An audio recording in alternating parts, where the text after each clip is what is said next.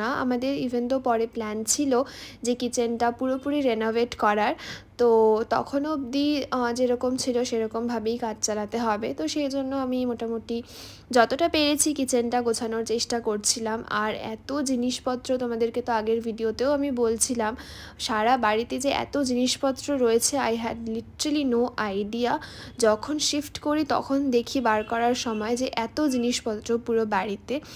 তো যাই হোক, কোনো রকমে আমি সেগ্রিগেট করে করে রাখছিলাম জিনিসপত্রগুলো, যাতে কিচেনটা মোটামুটি একটুখানি সেট আপ করা যায়। তারপরে মশলার কৌটোগুলোও বার করলাম, সেগুলোও রাখতে হবে, কিন্তু সেগুলো তো আর ক্যাবিনেটে রাখা যাবে না, সেগুলো ইন্ডাকশানের কাছাকাছি রাখতে হবে। আর তোমরা তো দেখতেই পাচ্ছ আমাদের তখনও গ্যাস নেওয়া হয়নি।